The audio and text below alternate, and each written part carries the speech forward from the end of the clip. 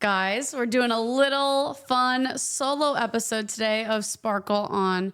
Sparkle is your happiness, passion, and self-worth found through the power of creativity. And I am Devi Jags. Someone I'm standing and I'm shouting out.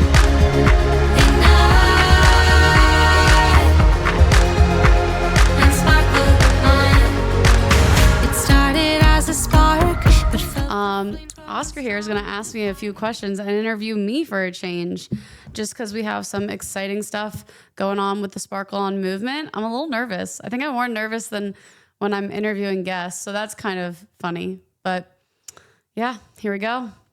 What do you have to ask me, Oscar? The first question is, what is the origin story of Sparkle? Yeah, I've said it on the show a couple of times now, but you know, I used to be a Division I runner. I coined the term Sparkle as a way to feel this connection back to the Colorado mountains where I used to train in the summertime.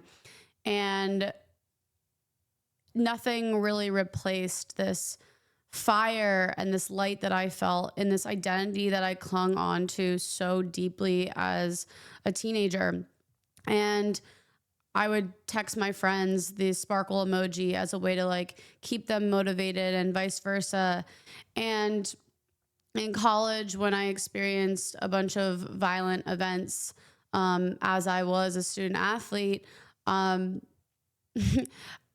needed to get that fire back. And I thought it was running. I thought it was that identity. And really, it turned into something much deeper. It really turned into the way that I got my sparkle back and reinvented myself as a young woman. And I think there's, you know, violence or not, there's always a point in a young woman's life where there is a pivot. We see eras of ourselves as women. And yeah, so Sparkle really became about the way that I found my fire again. I found that through the power of creativity. It was through the medium of writing, and I didn't know I was an artist. Artists contain multitudes, and they play in various forms, whether it's painting, knitting, music, writing. They kind of all inform each other in one fluid motion, and that's humanity. And so I was really able to relinquish this tight grip I had on trying to define myself by one thing. And that was the most liberating thing. And so for me, sparkle and that word is a movement and a guide for everyone around me, not just myself. I believe everybody has a fiery light that makes them who they are, and that they have a creative voice that they honestly a lot of times need to find guidance in exploring. It doesn't have to be one big life-changing event. And so, yeah, that's the origin story of Sparkle. How did you know you wanted to make a podcast? I didn't. I mean, people have been telling me for years. Years. I launched this, I guess in 2024. It's been 2 years. Yeah, people had been telling me since 2018, like, oh, you're loud, you like to talk, like start a podcast. But I hate public speaking. Like, just because I'm decent at it doesn't mean I like it. I think there's a difference between like coming up like in front of a bunch of people and getting on stage. If you're talking about something that you're not passionate about, like for me, I kind of lose a little bit of the anxiety and jitters if I'm speaking on a stage, if it's something that I really believe in. And with podcasting, it's still, there's a safeness in being in a studio and talking with someone like as if you're in a living room. And so I really didn't know, but I think at the time I was looking for something to build myself. I was working in documentaries. I was writing for other people. I was creating for other people. And that is so unfulfilling. And I needed to do something about it. And I was training for the Chicago Marathon. I was raising money and awareness for abuse in sports. And in a way, like coming back and training for this marathon was my way back to that origin story of Sparkle that I just shared. And so I was like, all right, let's just like capture this on video and like talk about all the nuances of women in sports and whatever. And what I found along the way was like, I was so done with this sports identity. Like, I work out, I like golf, like, I'm still a competitive person, but like, I am so much more than this. Again, I had to like reteach myself this, even though I have written about it for years. And I really had to find my way back into what Sparkle 2.0 meant for myself. But what was so awesome about starting the podcast was that I just got to interview so many amazing people. It's like literally being in school and like a crash course on like learning about every single topic that you're interested in. And I think what was so fun about starting it was like getting over that fear of public speaking. It helped my creative process when I was like behind the scenes writing by myself. And it was a great way to share it with so many other people that wanted to learn about creativity as well and all the topics that I've brought onto the show. Like, I've put out over 40 episodes at this point. Not half of them. Literally 90% of them are me not knowing what the fuck I am doing, but that's fine. You know, we just do it anyways. Did you even know if you liked the format of podcast as a creative medium? No, absolutely not. I do like it. I love sitting with my guests and capturing an amazing interview and elevating their story. It's completely fascinating to me. But people they do not realize. I don't know what it has been like in the last 3 weeks. People will like riff or like joke like, oh, like everybody has a podcast. And it's true, because making content has become easier than ever before in all of history. But I really get mad kind of when people say like, oh, everyone has a podcast.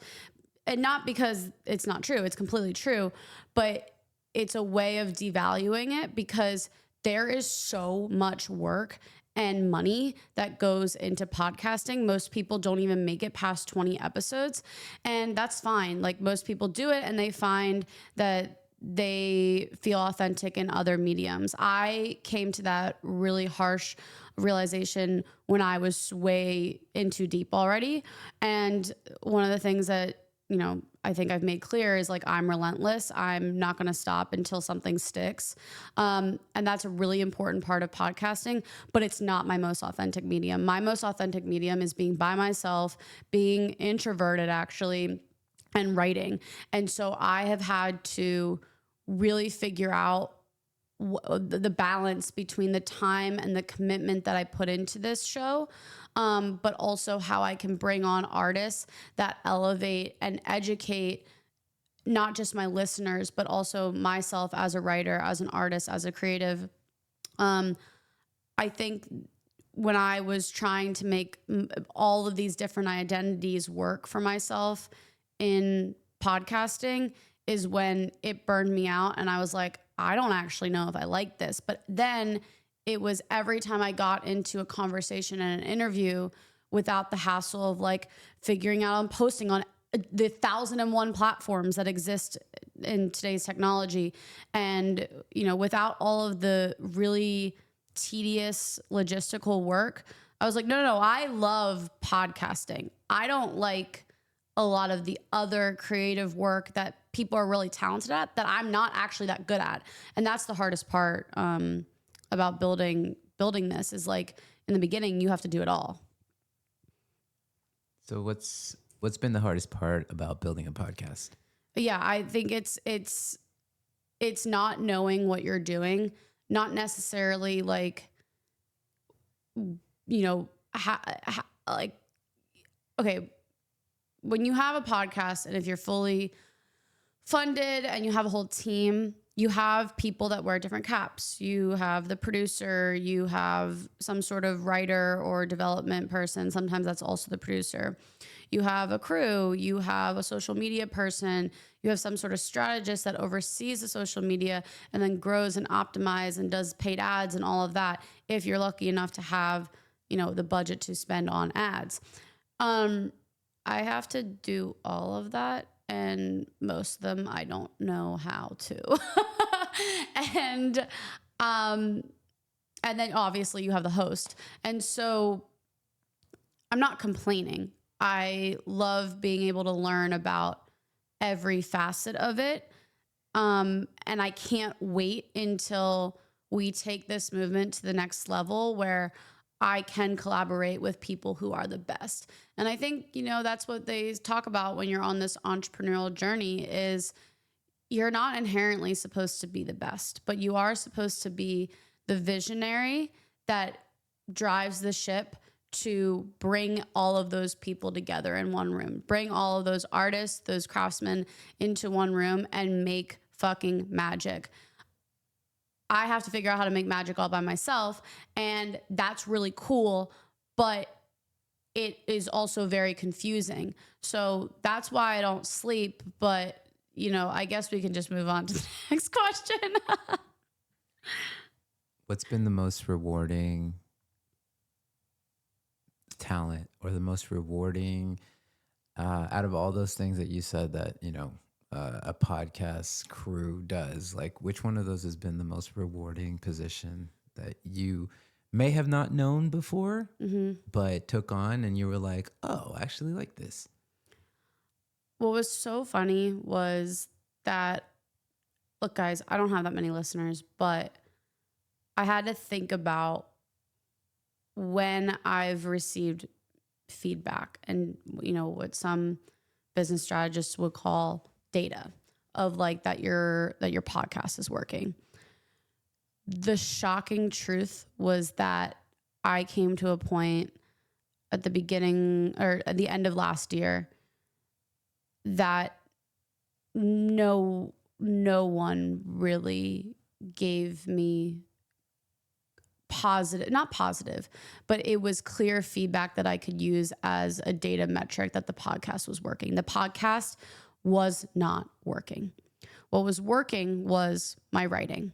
I would get long messages about people who have read my work, where I've really changed their perspective, where I've helped them in some sort of way because of my own vulnerability, trauma, struggles, and I put it out there through my words. And I was like, oh shit, like what are we going to do here? Because I'm not stopping this show. Like, I'm just not.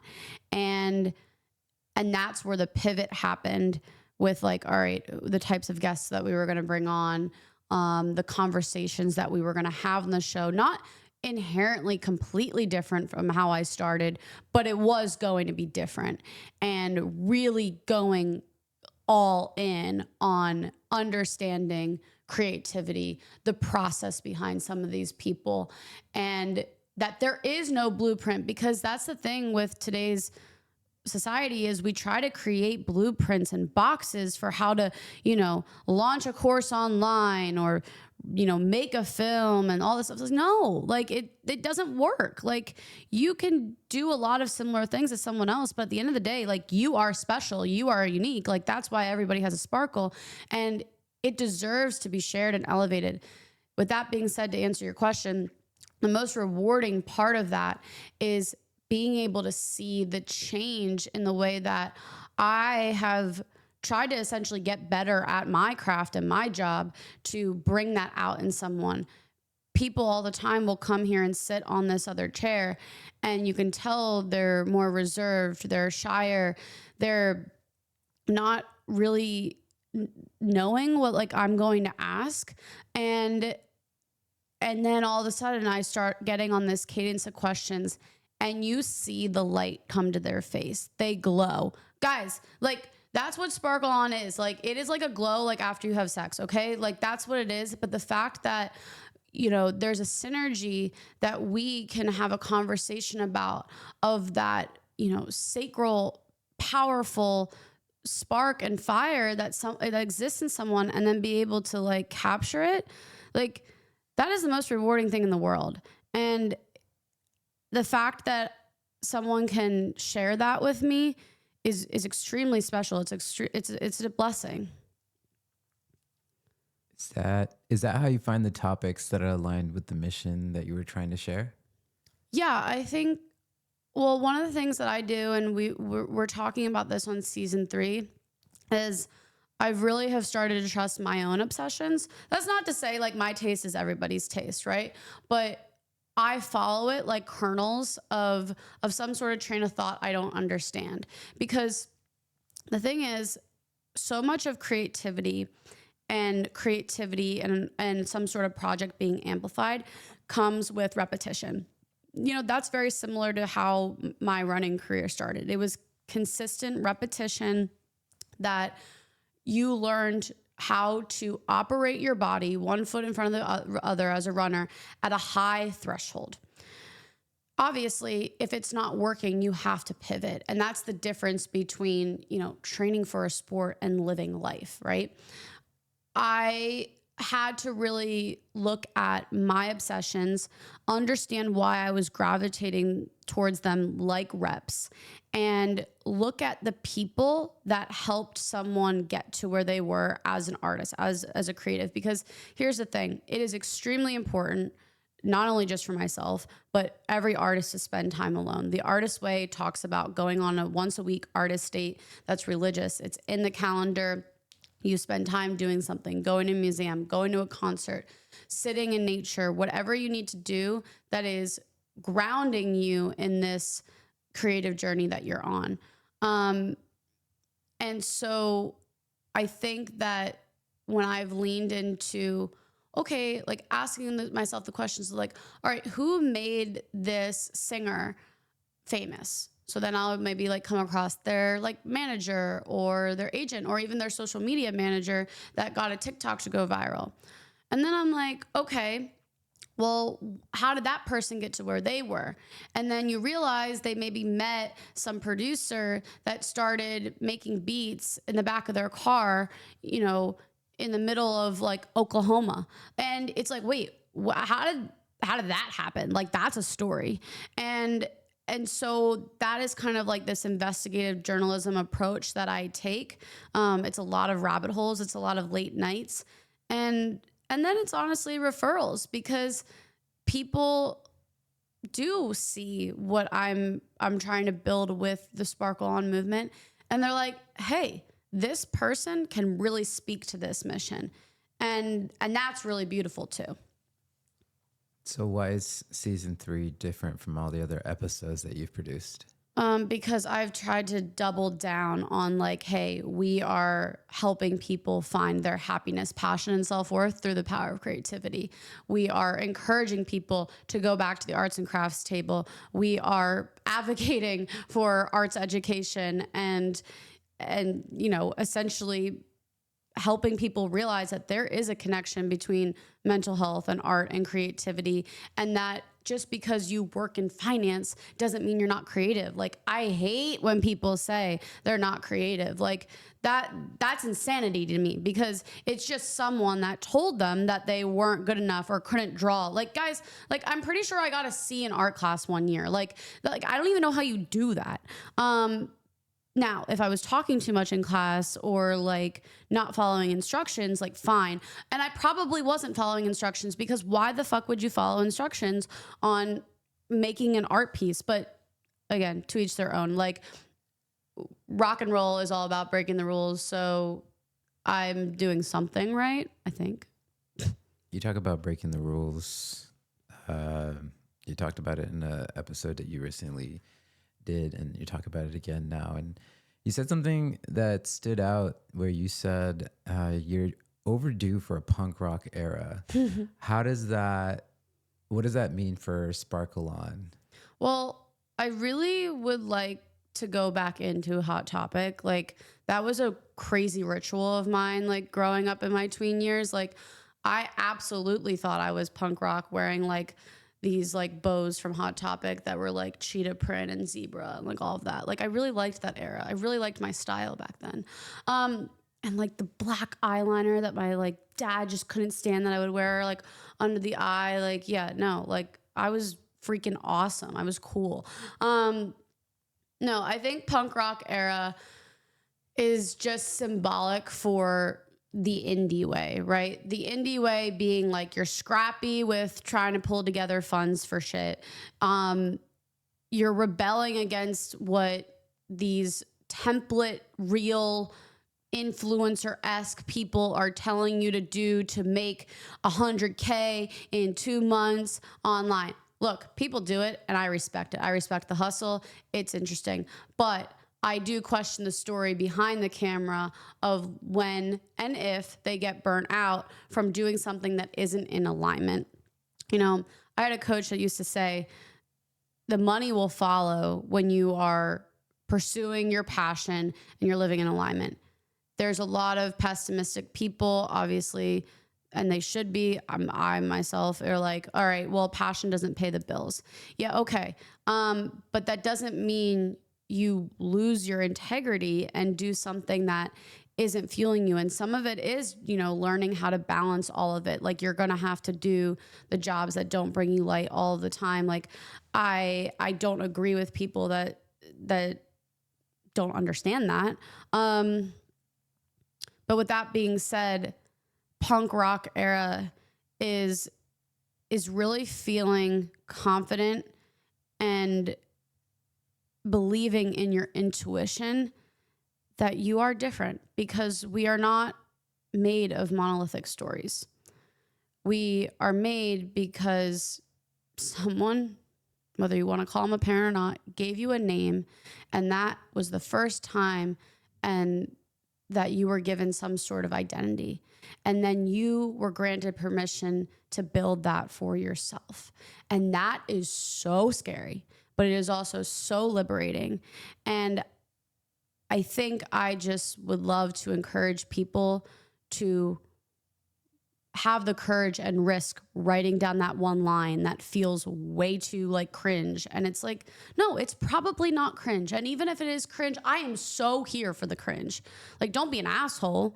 Don't be problematic, but like actually say what you're feeling, because so much of this anger and violence comes from lack of expression and it comes from control. The whole point is to lose control. Like, you ever had a good orgasm? Like, hello, that's from losing control. Get with the program.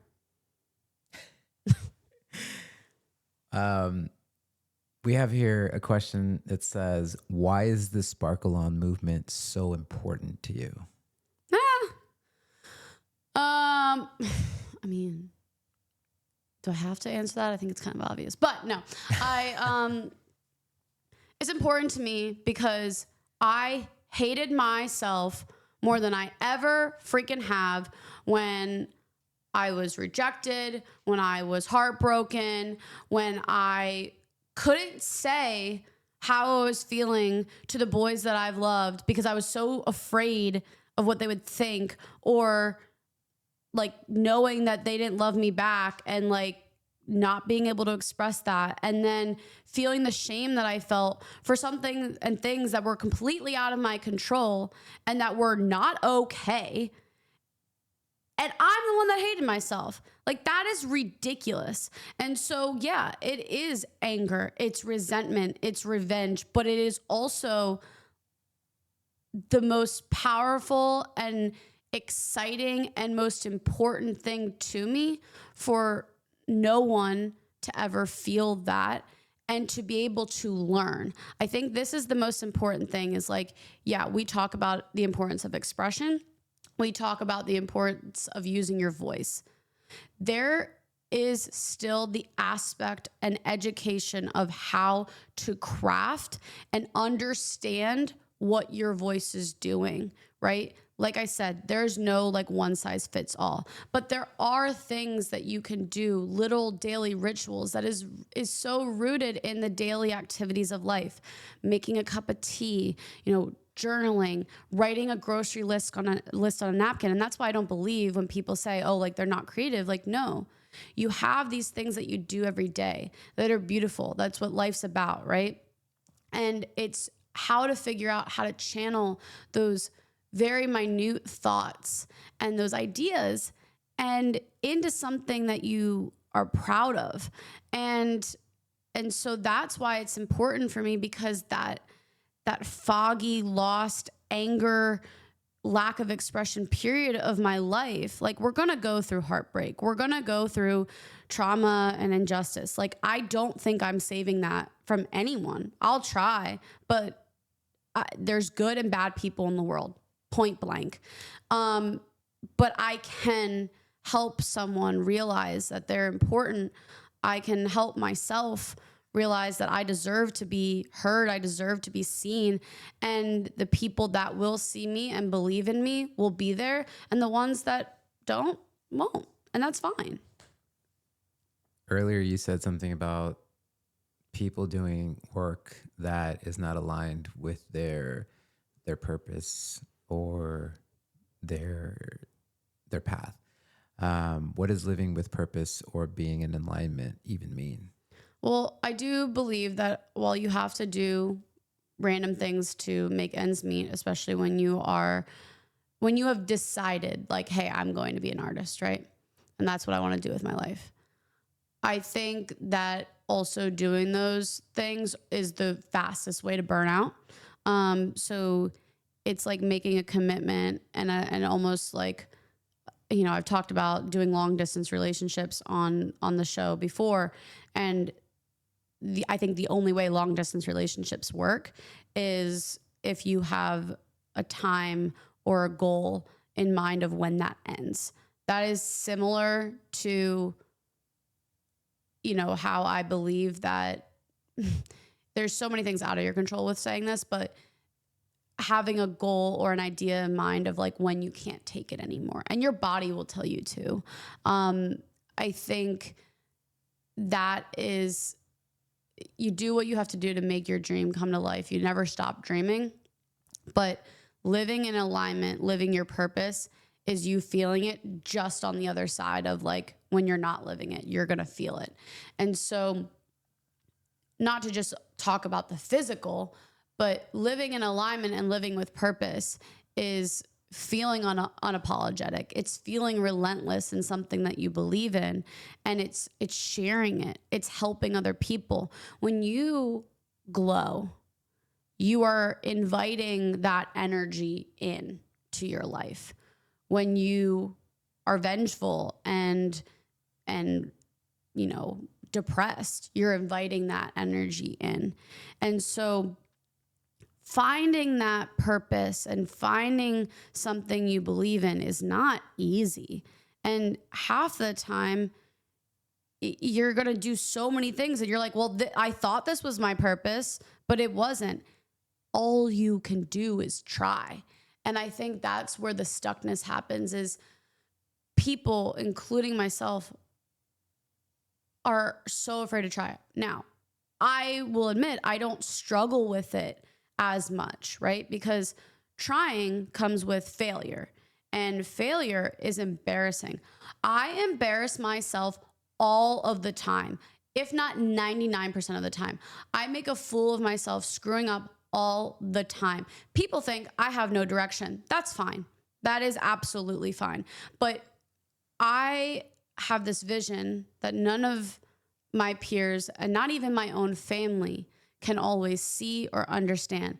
You have to get over not being understood, because no one's ever going to understand you. And the only way they're going to understand you is if you write it down, make a song about it. And even then, they're not going to understand you, because the second you put it out in the world, it doesn't become yours anymore. And so it's kind of getting comfortable with being so incredibly uncomfortable, but the only comfort you're going to feel is that it's just out of you and it's there and you feel proud of it. And this light is complicated. It's messy. I never really even said it's going to feel good. It's just going to feel lighter. And inevitably you shine that way if you're lighter. But if you bottle it in and you just ruminate on it for so long, I mean, I've done it, and I thought I would die. And I still do it every freaking day. There's plenty of things I'm avoiding. And I feel like I'm going to die. But then, to get over that feeling, I try something. And half the time I hate it. And then sometimes I don't. And that's a really cool feeling. Who is the podcast really for? And is there a version of yourself you're making it for? Ooh, yeah, I mean, my listeners, the podcast is for helping them find that sparkle, finding that purpose, and that helping them believe that they do have self-worth, that they do have a passion that matters to them and to the people that love them most. For the guests that come on, it's a chance to celebrate them and really share their teachings with us. And I think that's so exciting because there's so many times that an artist does not get seen for who they are, and being able to amplify that, at least do my small part in sharing that with others, is really sacred to me. And as for myself, I mean, it was for that young girl who was violated, who was abused, and was experiencing something that was so out of her control and like made her feel like nothing. And yeah, I think that, yeah, it was the worst time of my life. And I needed, like, it was a survival mechanism, but like now I'm not surviving. Like, I'm okay. I'm good, actually. I just know that, like, I'm not even the best writer in the world. I don't even plan to be the best writer in the world. I know that my words matter, and I know that I care about teaching others, like, how to do that, how to feel safe enough to create, because that is actually the most important thing. Is safety creates creativity. And when we talk about commerce and the lack of the ways that we compensate artists, is you ask, oh, like, why haven't they put something out in a year? Yeah, because they probably fucking are trying to make a living and create a safety for themselves to be able to create. So when you accuse them of having like ADHD or not being disciplined or whatever, like, how about we actually look at the systems that allow for that sort of thing? And the the young girls that come to me and ask, like, how do I learn writing? Or like, I don't live in a country that allows me to speak the way that you do. And now we're becoming a fucking country that doesn't allow me to speak the way that I do. Like, really, like, check yourself. And so, yeah, it's completely personal around the politics and the judgment. And yes, you have to lock it away. You have to just keep going and believe that the world can be a better place, because at the end of the day, that's the resistance. That is how the light overcomes the darkness. And it's really, really hard to remember that right now, but I haven't stopped believing in that even when I was going through the darkest time of my life. And I'm really, really lucky that I did not forget that, because some people do. And it is, if I'm here making this thing, trying to like help people understand the Sparkle On movement, like, that's the thing I'll die on. Yeah, Sparkle On. What do you want? What do you want someone to feel after listening to an episode? I had a narcissistic boss ask me, like, what was the goal with Sparkle? And he said, and don't say inspire people, because, I guess that was cheesy or cliche. Fuck it. I don't care if I'm cliche. I have always been basic and I don't care.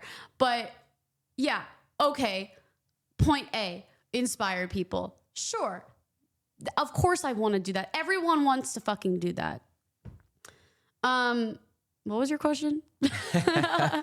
What do you want someone to, so someone listens to an episode, right? And Yeah. then they're at the end of the episode. What do you want someone to feel after listening to an episode? Great. So after we inspire them, no, I want there to be tangible action and steps that they feel like they can go try to sparkle. Just imagine what it would be like to throw on a little bit too much like eyeshadow that shimmers and a little bit of sequins and like just try to envision what it means to be like Peter Pan, who never wants to grow up, who still believes in magic, and that you should wear pixie dust. And because maybe flying is real. We have airplanes for a reason. So, and it's not because someone didn't believe that we couldn't fly. So, again, to breaking rules, I want someone to freaking feel like there is a possibility to fly and that magic does exist, because I'm telling you it does. I'm telling you it does. I feel it every day. In a year from now, Ooh, why? what would make this podcast feel like success to you? I think success is like such a broad range of a definition.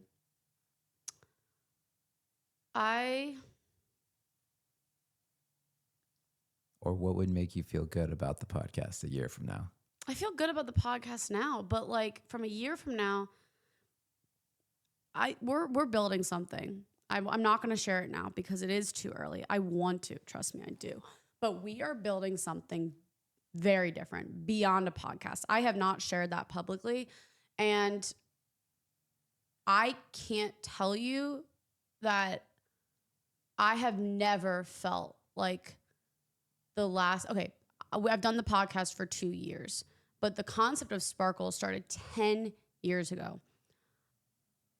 I feel that everything that's ever happened in the last decade has led up to what we're building behind the scenes of this show. This show is just one mechanism. It's one creative medium from the chaos of my mind that is changing things for helping people find their creativity and their purpose, finding their sparkle. This is going to look very different from a year from now. I will share it later. I will build in public, even though I really hate that too. But the success would be that we have built something that allows people to feel confident and safe in learning how to sparkle. And I'll just leave that there. What's the conversation you're most excited to have on the show? Ooh.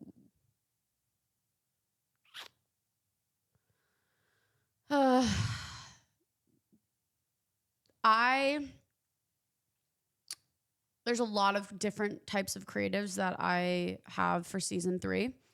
But one of the conversations that I personally very excited about is diving into understanding songwriting. Songwriting is how I fell in love with storytelling. And I think songwriting is extremely poetic. It encapsulates so many different mediums that allow a song to come to life. It's rhythmic, it's poetry, it's sound, it's story, all captured in only a few minutes. And that's a really special thing because a songwriter takes from pieces of like from their psyche, and they have to almost form it like it's going to be a photograph in someone's mind. And then it becomes possibly part of a soundtrack of someone's life. Like, that's crazy. The imprint that we get from songwriting. I mean, a lot of people aren't reading anymore. So there's different mediums that are changing and ebbing and flowing, and like songwriting and music, I mean, have kind of stood the test of time in a lot of ways. So I think those are the conversations I'm excited to dive deeper into. And what's a piece of advice, like someone's listening to this and they don't know why they're doing what they're doing in their life, and they're trying to find purpose, they're trying to find meaning, they're trying to find that sparkle inside of themselves. Where do they what's one thing you can tell them, or maybe a couple of things that you can tell them where they can start and take actions on figuring that out? Journal. Journal every day. If you can't journal every day, say, it's okay. You rock. I'll try again tomorrow. Like, journal every day. Talk to yourself. If you don't like your handwriting, because apparently that's a thing. Tom, my boyfriend, like, he hates his handwriting. Journaling gives him anxiety. If you can't do that, do voice memos. Talk to yourself. Spend time by yourself. Capture every thought. Your thoughts matter. The way you speak to yourself matters. But also your little curiosities of like how something was made, or the song that you heard in the grocery store that just like brought a very faint smile to your face. Like, write it down. That matters. So that would be like where I would say to start. Write it down. And what are they writing down? Just literally observations, like observations, stream of consciousness. If you're heartbroken, say why you're heartbroken. Say why they pissed you off. I mean, I do really believe in writing into your heartbreak. It's like my whole MO. It's kind of toxic, but you know, I'm here for it.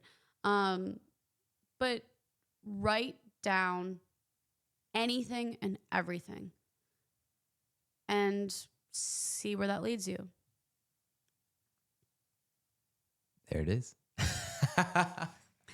Do you have any other questions? No, you can think I of? am sparkled out for today. I feel like that was like a chaotic TED Talk that TED Talk would not invite me on as of this moment, because this was a lot. But anyways, this is actually like the chaos and behind the scenes of what Sparkle On is and the craziness of my mind. But I appreciate you guys listening to my beliefs around this movement.